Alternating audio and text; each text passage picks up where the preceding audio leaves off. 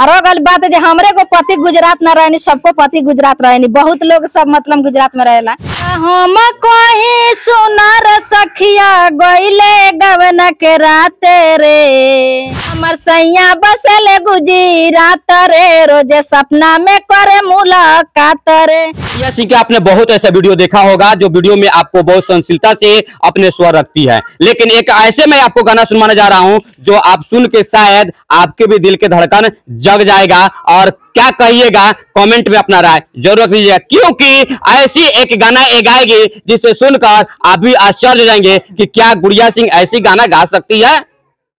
जिसने मनीष कश्यप के नाम से वायरल चल रही है उसका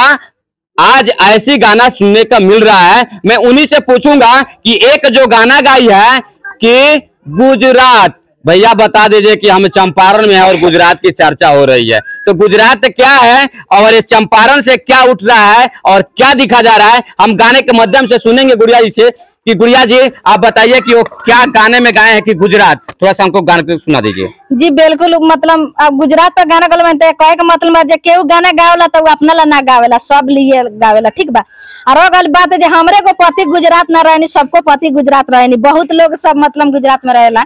जी हम गाना ऊपर गावले बानी, गाना सुनाओ तनी लोग के अच्छा लगे तो जरूर यहाँ के चैनल के जितना दोस्तों देखा तनी लोग ज्यादा से ज्यादा प्रयास करे के यहाँ के आगे बढ़ावे का प्रयास करें। कहम कहीं सुनर सखिया, कहम कहीं सुनर सखिया गइले गवन के राते रे, हमर सैया बसल गुजरात रे, रोजे सपना में करे मुलाकात रे, हमर सैया बसल गुजरात रे, रोजे सपना में करे मुलाकात रे। कैसन मिलल बाड़े मुदैया, दिलवा के दर्द बुझे न सैया, कैसन मिलल बाड़े मुदैया, दिलवा के दर्द बुझे न सैया,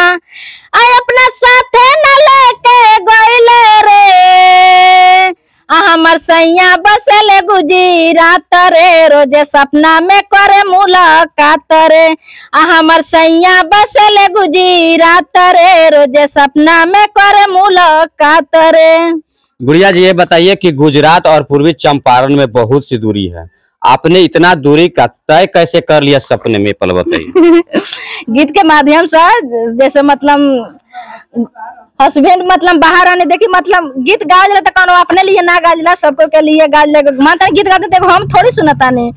तो ऐसा मत सोचम लो मतलब हम गाना गानी हमारे गाना निकला तो लोग से जो अपना पति देवला बुत का गाना गावले बाड़ी जामा सैया बसले गुजरात रोजे सपने में करम। देखिए हमरे को पति थोड़ी गुजरात बसनी, सबका पति गुजरात बसनी, तो सबको तरसाना हो कि जैसे हमरा तरसाना बा वैसे सबको तरसाना हो, ऐसा गलत मत सोच ली लो। गाना गाओ जला गाना के माध्यम से हम के गाना सुना मतलब का गलत रहो, लेकिन सोचम गलत ना सोचे के चाहे। ऐसे तो कोई बात नहीं है, कोई गलत नहीं सोचता है, हर कोई का सोचने का जरिया अलग अलग होता है, नजर देखने का अलग अलग अंदाज होता है, लेकिन आपने जो रखा है कि सपने में बात, क्या सपने में बात और मुलाकात होगा तो जिंदगी की और क्या कहते जिंदगी के रास्ते पे चलना